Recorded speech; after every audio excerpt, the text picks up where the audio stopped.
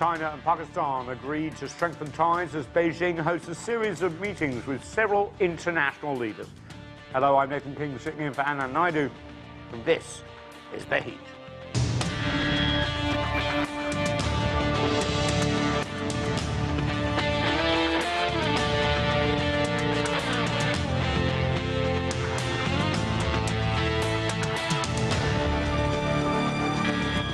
Hello again. China is hosting a round of separate high-level meetings with leaders from Germany, Tanzania, Vietnam and Pakistan. It's all part of the fresh outreach following the conclusion of the 20th National Congress of the Communist Party of China. In the latest meeting, Pakistani Prime Minister Shehbaz Sharif and Chinese President Xi Jinping agreed to strengthen multilateral cooperation in a number of areas, including, of course, the China-Pakistan Economic Corridor. CGTN's Feng Yilei has more in this report. An ironclad friendship boasted over 7 decades now seeks new heights. China and Pakistan have described their strategic partnership as one that withstands all weathers. As Chinese President Xi Jinping met with Pakistani Prime Minister Shehbaz Sharif in Beijing, he reaffirmed support for the neighboring country's sovereignty, integrity and stability. He also vowed more efforts for disaster relief and reconstruction after Pakistan's deadliest floods in years. Prime Minister Sharif reassured adherence to the One China policy and reiterated support for China's stances on core national interests. He spoke highly of China's achievements under Xi Jinping and congratulated him on the success of the 20th CPEC National Congress. The Chinese leader underscored the fundamental policy of economic opening up and providing opportunities to Pakistan and the rest of the world through development.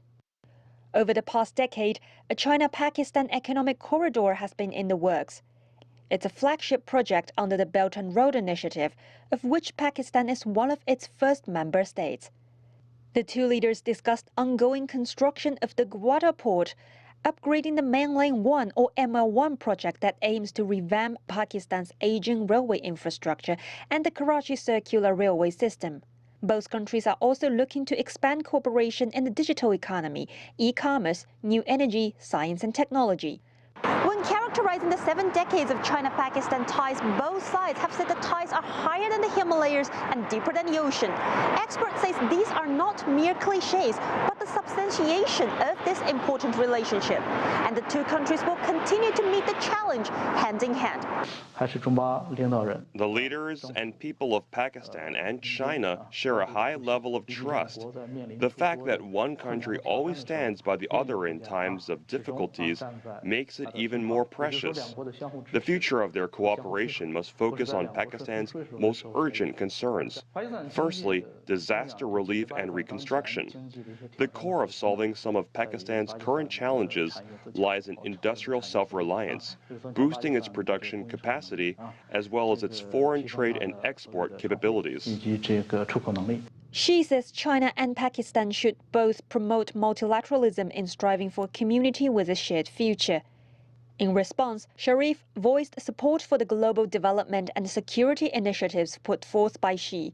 He also pledged better security measures for the safety of Chinese institutions and personnel in Pakistan. Feng Yilei, CGTN, Beijing. So for what this all means, let's get to our panel straight away. Zoon Ahmed is Research Fellow at the Center of China and Globalization. Einar Tangen is a Senior Fellow at the Taihe Institute and a good friend of the show. And also with us is Mustafa Syed. He's the Executive Director of the Pakistan China Institute, and he needs very little introduction, of course. Victor Gao is a Chair of Professor at Soochow University. Victor, I'm going to start with you. I mean, let's widen out. We just heard the details on the Pakistan meetings there, but also we have Tanzania, Vietnam we just had. We have Germany's new Chancellor coming over the weekend. This is really quite an uptick in diplomacy straight after the 20th Party Congress. What's going on here, in your opinion? First of all, we all know that the 20th Party Congress successfully concluded, and the new Chinese leadership has been lined up, and everything is settled in China as far as which direction is to take. and what are the major policy initiatives, and more things will be fleshed out in the running up to the two sessions in March 2023. So this is the time when China is going to work wholeheartedly with one mind, one direction, and achieving the maximum results as far as domestic policies are concerned, as well as international policies are concerned. Now, you are absolutely right. China's engagement with foreign countries is restarting. And I think the four countries you mentioned, Vietnam, Pakistan, Tanzania, and Germany, for example, they come from different parts of the world, belonging to different levels of economic development. And among the four, I would say China-Pakistan friendship and cooperation and solidarity stand out in extraordinary ways. You know, your reporters talked about all the historical evolution. Allow me to emphasize one thing, that is, these two countries do treat each other as brothers and sisters, and they are committed to each other to work out in all kinds of circumstances, and this is in peace or in non-peace ways, and this is in happy time as well as in adversary times. So I think it is only natural, as a Chinese sitting in Beijing, to see that the leader from Pakistan is coming and is meeting with the Chinese leader, Xi Jinping, and the other Chinese leaders as one of the first major initiatives of China's opening up to the outside world. And I think this is a good sign for the future development of relations between China and Pakistan. And you are talking about all kinds of initiatives, both those projects which are being implemented as we speak, but also any other more, because we are talking about many initiatives coming out of China, and I think Pakistan will be one of the first countries to really engage with China in these major initiatives. Well, I want to go to Zoon Ahmed here, who's obviously in Beijing and a Pakistani voice. Let me just, before we get to you, just play the Chinese Foreign Ministry spokesman, because when it comes to sort of the rhetoric towards Pakistan, Beijing relations, as Victor just said there, it really is one of a united front. And let's just listen. I'm going to get your reaction off the back. No matter how the international or domestic situations have evolved, China-Pakistan friendship has been carried on from generation to generation, and our two countries have always supported each other on issues concerning our respective major interests and have stood together and helped each other in the face of major natural disasters. So, Zoon Ahmed, there's a lot to break down there. First of all, obviously, we've seen the devastating floods in Pakistan recently. We've seen a change in government. But we've also seen the more long-term strategic interests of both China and Pakistan when it comes to CPEC and the renovation of the Gwadar port, the Karachi railway, etc. There's a lot going on between these two countries, which is almost always underreported. Can you just fill us in? Well, I think, first of all, I completely agree with what Victor Gao said, that this is a truly extraordinary partnership.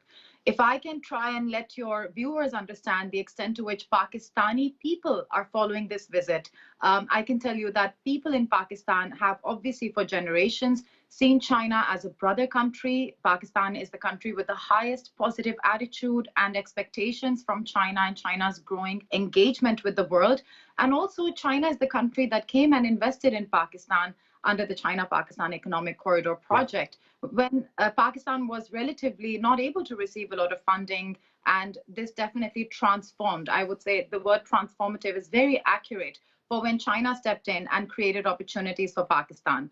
Moving forward, even looking at the floods, the devastating floods that obviously have left so many Pakistanis homeless and resulted in billions of dollars of damage that we are really grappling with, Chinese government, Chinese companies, Chinese provinces, Chinese people have stepped up and helped. And even now, China has just announced a 500 million yuan package in order to help Pakistan face this devastating situation that we find ourselves in. So we see that obviously the sentiment is there. China and Pakistan's cooperation is very holistic. CPEC is about ports, pipelines, roads, railways, but it's also about people-centric development. It's about creating opportunities. And then in times of need, just like the floods, China was there more than any other country. So that sentiment, those words definitely reflect the reality on the ground. And I also think that, for instance, when we talk about CPEC as a more holistic project, we already have various aspects and dimensions identified that were obviously mentioned in the report you previously played.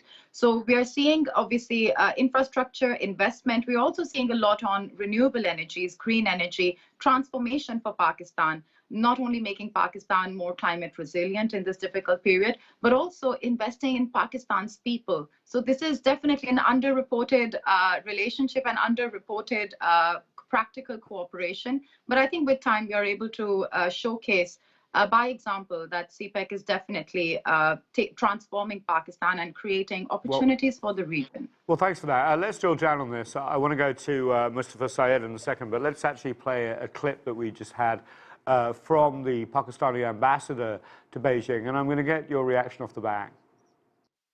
Prime Minister has a very strong focus on renewable energy, especially solar energy. There are other areas like industrialization, especially in those sectors which are export-oriented. So we will encourage those companies to come and invest in Pakistan, make Pakistan a hub of manufacturing. So, Mustafa Syed, I'd like to just put to you, cynics would say, look, we understand the rhetoric and the reality of the closeness of the China-Pakistan relationship, but there have been headwinds. There have been problems, for example, rolling out all the initiatives in terms of financing, but also there has been some local opposition. There have been security concerns about Chinese staff. And let's face it, the geopolitical reality when it comes to the idea that, you know, a lot of energy coming from the Persian Gulf would be processed in Pakistan and make its way through pipelines through Central Asia, Xinjiang, to populous parts of China. You know exactly what I'm saying, but I'm just reminding our viewers of the issues at stake here. So is the rhetoric and the reality the same here? Fantastic question. But you use the word geopolitics, and I'm just going to take a cue from there. Before I jump into the details and the nuts and bolts, there's a geopolitical context to the visit of the Prime Minister of Pakistan at this juncture when the 20th Party Congress has just ended.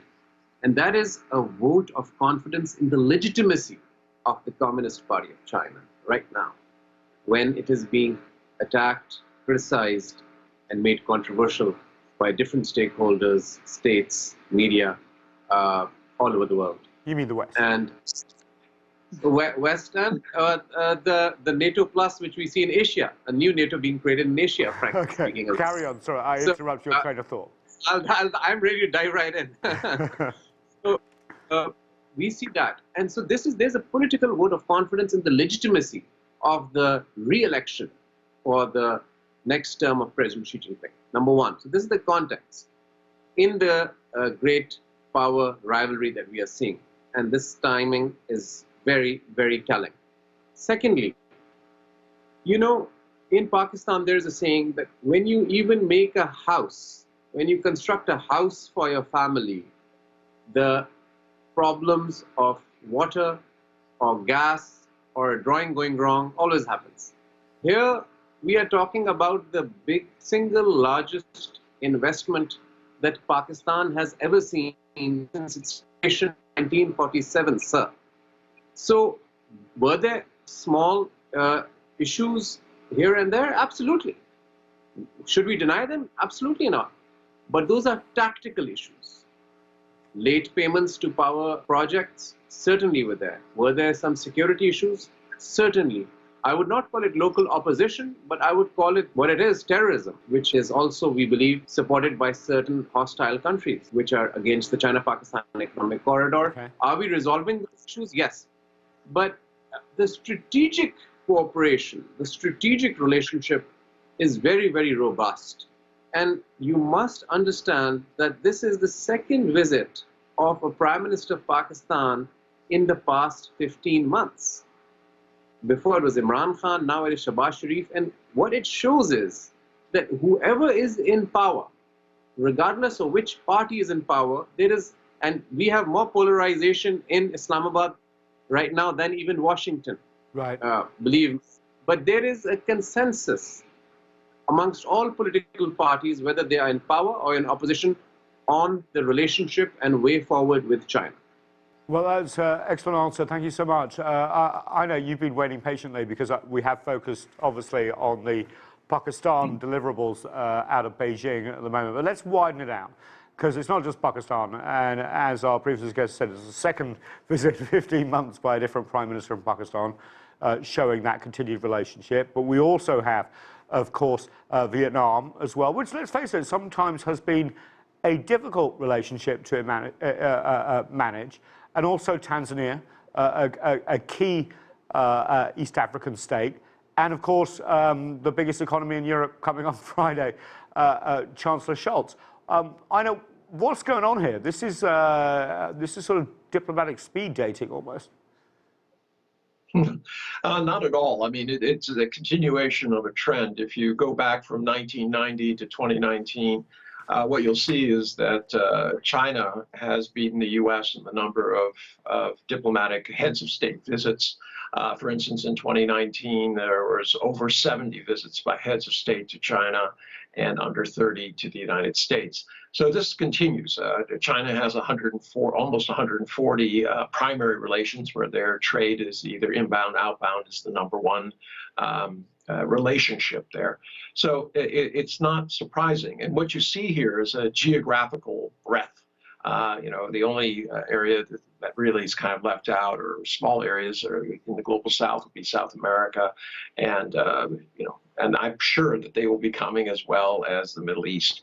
Yeah, so can I just follow up on that, Einar? Because how does this fit into sort of Xi Jinping's vision for the sort of a shared humanity going forward? We've had new initiatives like the Global Development Initiative, and Victor mentioned this global breadth that we're seeing, all within a week. And that seems to me, whether it's by design or not, very different from sort of how Washington has seemed to react to different regions of the world, where, let's face it, sometimes Africa and lots of parts of Asia are an afterthought or a scramble. I mean, obviously, you hit the point on the head. China's trying to do this, but let's unpack some of this. Why Pakistan with? Xi Jinping is pushing this new global idea of how to have consensus politics. And part of that is trust. Right now, around the world, everyone talks about self-interest, national interest. I have to take my national interest, but you cannot just be selfish. If we're going to solve the climate change issues, global health issues, global debt, and economic issues, we have to work together. And part of that begins with trust. So I think it was very important to have that. Second, one of the big takeaways I see in this meeting is, once again, a return to government direct aid. I mean, China has been moving away from that, more towards based aid, looking at the project, is it feasible, financing it, things like this. A lot of stuff done by the Asian Infrastructure Investment Bank. But this time around, Xi Jinping is making it very clear that China is going all in, and that they're going to do it. There's less than half the money, that the $60 billion that was promised for CPEC. About a little over 26 billion has been invested. They're anxious to get the rest started. There have been hiccups, and the security concern is very things. In Balochistan, where they have the port, the mineral-rich area, very difficult. That has to be addressed. It can't be glossed over. Very interesting. Victor Gao, do you sense then that the CPEC, from Beijing's point of view, is very much on track? Because there has been a lot of questions in Western press about whether the commitments that were made can be fulfilled. I mean, I think there's a bit of wishful thinking that they won't be. But do you feel that CPEC is back on track? Because it is a huge vision. And of course, as Einar just pointed out, there are some real local concerns. And, you know, China, as it increasingly goes out in the world, will have to face these local concerns. I believe CPEC is on full steam going forward, and many projects will be restarted or accelerated in the coming months and years. And there are some concerns, especially terrorist attacks upon Chinese nationals operating in Pakistan, resulting in quite a few deaths. And this is a matter of great concern to the Chinese people, Chinese government. And I think there has been a lot of domestic internal reports about these terrorist attacks against Chinese nationals in Pakistan. And I hope the Pakistani government and the military will really step up and do their part of the job to make sure that the Chinese nationals, as well as nationals from any other countries, and also Pakistanis themselves, can be better protected against such terrorist attacks. Now, on the other hand, allow me to emphasize that the CPEC itself and the underlying projects are good for Pakistanis as well as for the Chinese people. And especially for Pakistan, because there is a lack of infrastructure investment, there is a lack of funding for Pakistan as a whole and Pakistani-related projects. And this is why I truly believe the CPEC and its projects will really generate maximum results for the Pakistani interest as well as for the Chinese interest. This is a good example of a win-win situation, and friends and brothers and sisters not only trusting each other, but helping each other and bring onto the table what I am strong at and what you need most. Okay, thanks so much, Victor. Zoon, I just want to bring up the debt issue, which has got a lot of headlines internationally from Pakistan. I think about 30% of Pakistan's external debt is either owed to Chinese companies or Chinese investment banks, et cetera, et cetera. How much locally is that an issue? And, you know, we've seen lots of headlines, often false, actually, about debt trap diplomacy, et cetera. But how's that playing out in Pakistan, and what's the way forward, Zoon? Well, I think in terms of understanding that Pakistan's current situation, the unfortunate debt situation we find ourselves in, is not because of CPEC. It's not because of cooperation with China. But in fact, if you look at every government in power, even the previous one and the current one, they have been able to clarify not only to Pakistanis, but to other people and other stakeholders and other governments that are criticizing China's Belt and Road Initiative for creating debt traps, that actually the investment coming in through CPEC has been utilized to improve Pakistan's fundamentals, to improve our economic realities, and it has also been utilized to create real jobs on the ground. What CPEC represents is Pakistan's own domestic plan, is Pakistan's own domestic vision to bring back the ability for Pakistan to have better transportation networks, energy infrastructure, special economic zones, the port of Gwadar. This was all also part of the Pakistani domestic plan. So I think, of course, what CPEC can help Pakistan achieve is find a sustainable, stable solution to create an economy that is not only able to address the long-term debt issues, which obviously, because we have a balance of payment issue, we are heavily reliant on imports, to increase Pakistan's capacity to become more of an exporter and to utilize Pakistan's population. But it is the only solution for any country like Pakistan. So I think, of course, as far as perceptions on the ground are concerned, as I mentioned, for Pakistanis, China and the cooperation with China is an opportunity. They see China as a country that's not, the relationship is not transactional. It is one that is sincerely helping Pakistan address the issues that have been existing for decades. So there's obviously no issue of perceptions there, but I think, of course, what we need right now, if I may end on this. Of course. What we need right now is to give because the phase 2 of CPEC, which is something that we want to restart and really engage the business community. Currently, the Prime Minister's visit is heavily focused on understanding the concerns, the requirements, and the way to move forward with Chinese businesses to enhance the B2B aspect of the cooperation. This will require a consensus among all parties in Pakistan. We need to assure potential investors that Pakistan is a stable, reliable, and profitable business destination, investment destination. And I think this is a priority. This should be and is indeed a priority for the current government. Indeed. Mustafa, I just want to widen it out as we head towards the end of the show in terms of the geopolitics of the region. We understand from Pakistani Prime Minister that the issue of Kashmir came up. Obviously, as we know, Chinese-Indian relationships haven't always been perfect. How do these issues play out as, of course, both Islamabad and Beijing sort of work their way through the complicated but necessary development of the region as well? Exciting point and question. But before I jump into that, I just want to clarify about debt. This has become a buzzword. It's very fancy to talk about debt traps. Firstly, Pakistan and all other countries which need development have received debt from the Bretton Woods institutions. Right, so the there's IMF, World Bank, all that, yeah.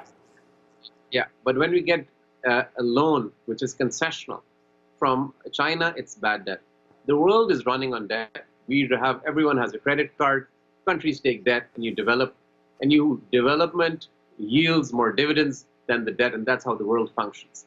However, with the biggest metro project of 2.39% interest over 20 years, the Lahore Orange Line Metro, done by the China Railway, it's 20 years, 6% Sino-Shore insurance because it's a high profile risk for Pakistan. You mean lower than most people in the UK's mortgage rates? And by the way, there's an icing on the cake.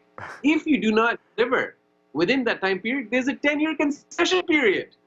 Oh, we'd all like one of those. Yeah, so this is what if breaking it down, it actually looks like, and I think it's very appealing from a business perspective. Okay, the geopolitics. Look, it's very interesting. What's happening is, if you read the new national security strategy of the White House, which was unveiled a week ago. Yes.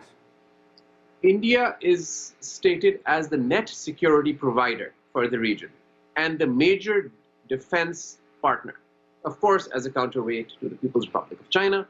And the other key takeaway, of course, is apart from the US investing in innovation and infrastructure domestically, is China not as a competitor, but as a threat. So we see this closeness and proximity of India and the United States increasing. And we see that similarly, the proximity of Pakistan and China increasing. So the convergences of China and Pakistan and their shared interests are only becoming more and more pronounced. And this is evidenced and more manifested in the support of each other's core interests, which are, again, more and more at stake by other two countries which I mentioned. The UN Security Council, China has been Pakistan's voice consistently.